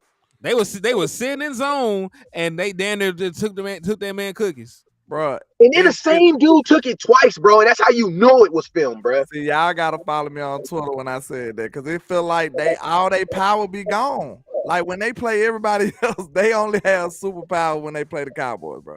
Because they look so regular against everybody else, bro. But I'm gonna tell you what a lot of teams also do too, though, landlord. What we gotta realize too is a lot of teams actually watch film and try to beat you by what the film say. I'm gonna tell you the reason why the Minnesota Vikings beat the 49ers, because they looked at all these other teams lose to the 49ers. And then they said, well, damn, only one team has beat them this year. What happened? What was like the thorn in their side? They don't even have a Brock. They don't even have a Kirk Cousins throwing the ball. Okay. We don't have an Amari Cooper, but we got this other little dude that's moving up and down the field. Like I think we in that 40, and I hate, man, it feels like we just disrespecting the Rams, which we are because they some bums. But I feel like there be times where my own coaching staff gets caught up in reading the tabloids on the opposing fighter. You know what I mean? And it's like, because if you watch, because listen to me right now, if the Dallas Cowboys play the 49ers in the playoffs and Dak does not attack the corners, I will be wearing fire everybody that watches film t-shirts. Yeah. Because the film clearly says what Minnesota beat did. the Niners, throw at them. That's exactly what Minnesota did. Bro, Kirk Cousins, I turned on the TV, they was talking about how good Kirk Cousins. I said, what the hell? What universe is this? It's crazy, man. They literally just attacked their DBs and went crazy. One thing we can't say that Dak and them don't threaten them deep at all. I want you to just throw the ball deep. I don't care if it's a receiver down there. Look, you know, I told you they act like they never heard of a pass interference before. Like, bro, stress these DBs out. You throw it up in the air, I told you it's different outcomes that can happen. You can either catch the ball, you can drop the ball, you can get a PI, or get an interception. It's three good things that can happen. It's three good things that can happen. Like, I am gonna say this: they did attack downfield more in the Chargers game, but it was like one game too damn late. Yeah, because the Chargers came out, they tried to mirror some of the things that the 49ers did early, and we tore their ass up. Like I saw some of the adjustments. Like one thing that they saw that worked was Jake Ferguson on that whip route. Like he caught Fred Warner slipping, right. So they had CeeDee Lamb try to whip route twice. He tried to whip route on the first series, and he failed. And that when Dak Prescott got sacked, then he did the whip route over there close to the goal line, and he got a big first down for us on on 2nd and 12. So like I seen some adjustments. They just gotta be more consistent, right? We seen them do it. Yeah, that's crazy, man. That's crazy. That's a puzzle that we got to figure out. Because I feel like it's kind of mental, too, at this point. Because ain't no way. That wasn't the Cowboys that rolled out there, bro. We don't look like that, bro. Never. We don't look like that. Though. Like, you got to think, though. This is the thing, though. We are that. And I'm going to tell you, the 49ers will do that to any team that tries to play them like that. You know what I mean? Like, if you try to play the 49ers like that, running into the knife of the defense, not even trying to attack the corners that you don't even know, then yes, you are going to leave yourself liable to get your ass blew out because you're going to play into the hands of the defense and their offense is going to keep on scoring. But guess what? If you go out there and you play to their weaknesses, then they're just like every single person, everybody else. Like, and that's just what it is. Like every team, like it's crazy because there's 32 teams in the NFL. And guess what? Every team in the NFL has a glaring weakness. It's just about, do the opposing offensive coordinator or defensive coordinator put their freaking foot on the gas and really ran it up their throat. I.e. an example, right? The Dallas Cowboys, we had one of the worst rushing defenses in football. Cleveland Browns came into Dallas. Guess what they did? 303 rushing yards. Mm-hmm. Walked out of there with a win. So it's like, that's what I be saying. It's like, are you willing to, like, we're watching the film, but do you actually stick with what the film actually says on how to beat it? And I'm going to tell y'all, the Cowboys, we don't do that. We don't do that. We want to beat teams in a manner that we want to beat teams. And I also believe that we want to beat teams in an exciting manner too. You know what I'm saying? And that sometimes kind of rubs off, you know what I'm saying? But it's weird to think that the team that's on freaking that, like, Henny, what is our big play ratio right now? Like, what is our big play? You know what I'm saying? Where are we ranking in big plays? It has to be minimal because I don't really see many. And you would think the Dallas Cowboys being on primetime TV, that's what you're looking for, big plays. Somebody says that's why I wouldn't mind Jeffrey Simmons in a trade. Cowboys ain't trading for nobody, bro. Not nobody you know. I gave that shit up a long time ago. Not nobody who named you know. All right, so let's see. All right, so this is big play passes 25 yards or more. Kansas City leads the way with 18. Philadelphia has 18. Where's Come out. Dallas at? Wait. What's Kansas City's record? They only got one loss. Okay. What's Philadelphia's record? They only have one loss. So you're telling me the top two teams in the league who lead in big plays over 25 yards are also the returning team that played in the Super Bowl last year and who all have one loss? Yep. Okay, I just want to make sure. All right. Dallas is 21st. So being conservative does not help you win. I'm just saying. Okay. Yeah, Dallas is 21st. They have 10. Oh my God. 21st. But listen, there's not that big of a gap in between 21st and 10th. The 49ers have 15 and they're 10th. Detroit has 13 and they're 11. I think it's most of the teams probably played an extra game over us too. Which they did. If that ain't gonna change no percentage. Your percentage is still gonna be the same though. No, it's not got an opportunity. Yeah, but it don't change percentage, but it's just the number of actual plays. Yeah. So this is like totality numbers. I mean, I think it's definitely indicative to a success. Like you got to think like this. How many times you have a big play and you just don't take it? Bro, you know how hard it is to do them 15 play drives that take up, you know what I'm saying? That take 70 yards, 15 plays. Because penalties happen. 6 minutes. It's too many things that can go wrong. So big plays are the best thing that the offense wants because it takes down the opportunities of stuff messing up. You know what I'm saying? A tip ball or a bad call by the ref or anything can go wrong in a 15 play drive. You rather that drive be 7 to 8 plays, 10 plays. You know what I'm saying? Where you got a big 35-yard catch in there. Like, you need the big plays to, bring down the opportunities to some screwing up. So, look at the play. Look on the drives we scored on. CeeDee Lamb got hit on a drive route for like a 15, 20-yard gain on that first scoring drive. Dak Prescott ran it in 18 yards out. You look at the other time he moved the ball down the field, hit CeeDee Lamb on a corner route off a smash concept about 20 yards. Like the plays, the series we actually score on are the one we get some big ass chunks. Big plays, yeah. You need them chunk plays. You do. But and you gotta also remember too, there's gonna be times out of here in a minute. And you also got to remember there's going to be times where you're going to catch the defense in awkward position. So when you do that, when do you take advantage of that? You gotta attack these boys, man. I want that aggressiveness back.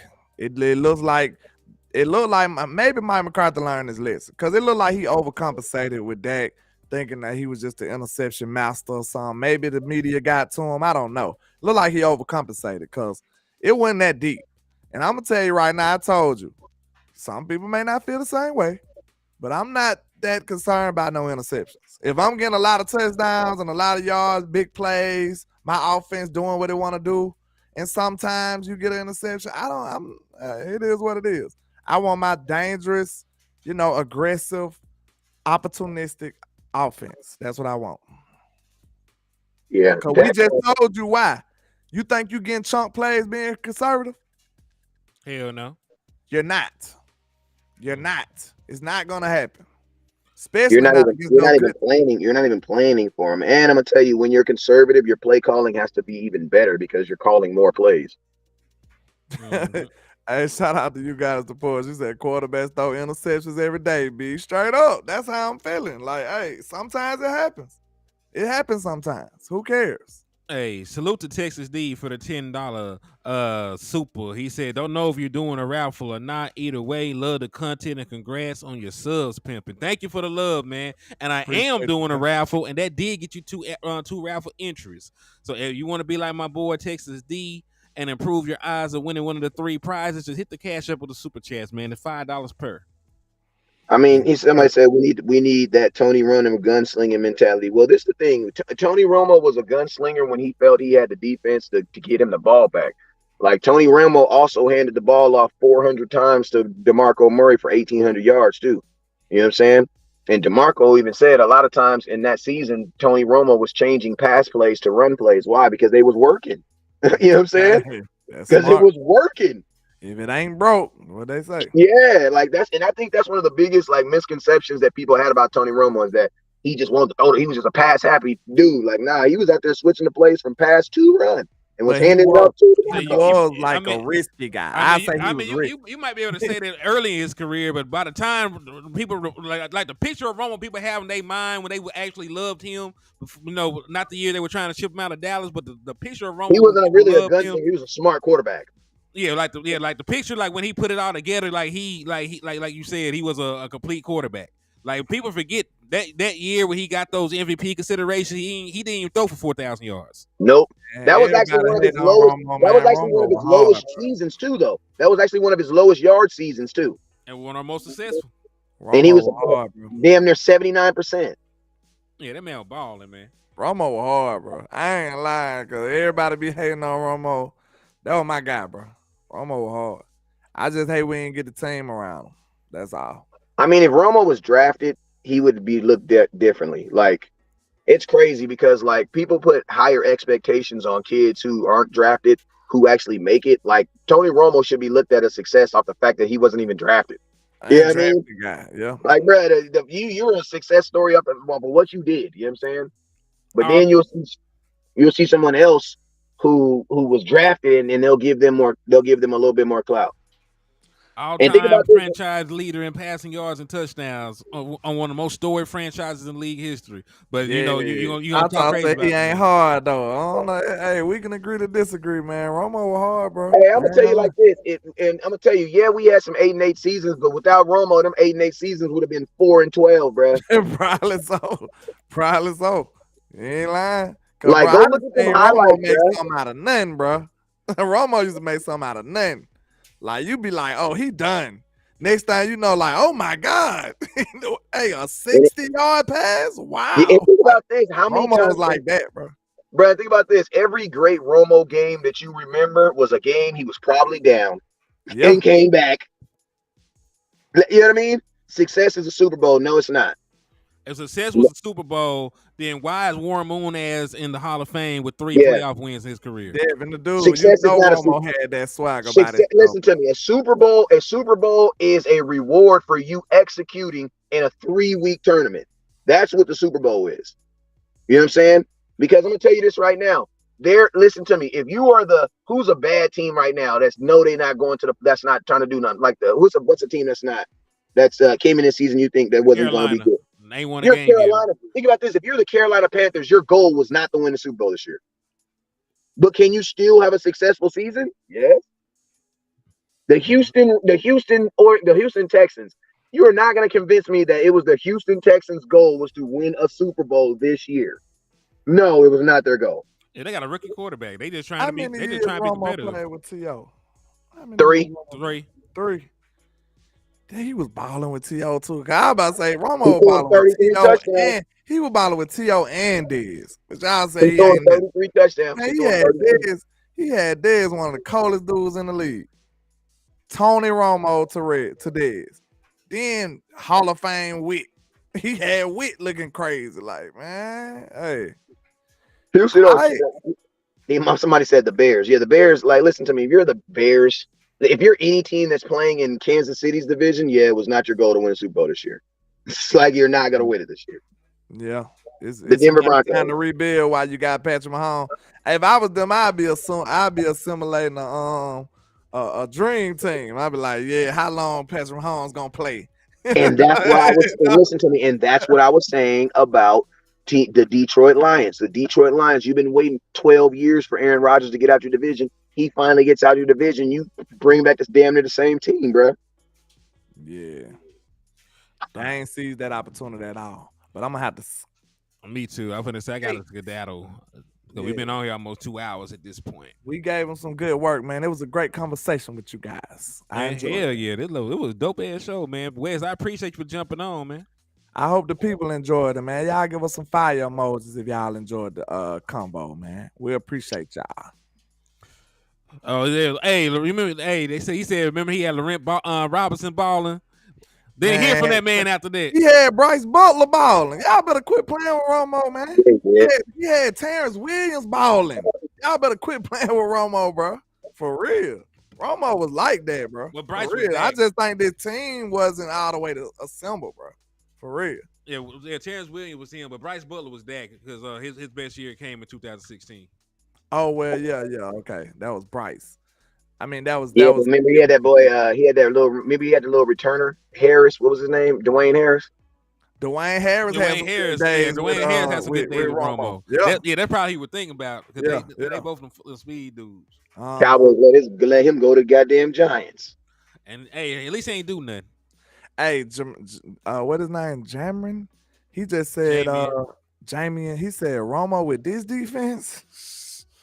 I don't know, but he'll need a little better offense too, though. He'll need a little better offense too, though. He need a little bit more running game too, because if not, Romo gonna be throwing that ball 40. Romo gonna be slanging. Hey, he ain't I mean, think about this. Romo didn't become that Romo that we loved until we started running the ball. A lot of people don't remember DeMarco Murray had 1,100 yards the year before he had the 1,800. You know what I'm saying? Like the Cowboys was used to running, like that was our staple point. Like think about this: the year we went 4-12, not DeMarco Murray, but Darren McFadden rushed for 1,008 yards. And like he didn't even start the full season. Yeah. He didn't play a full season. He still got 1,000 yards. Because old boy that got caught stealing the draws was starting first. Joseph Randall. Joseph Randall. Ain't that when that his name? Yeah, Joseph Randall. He in jail.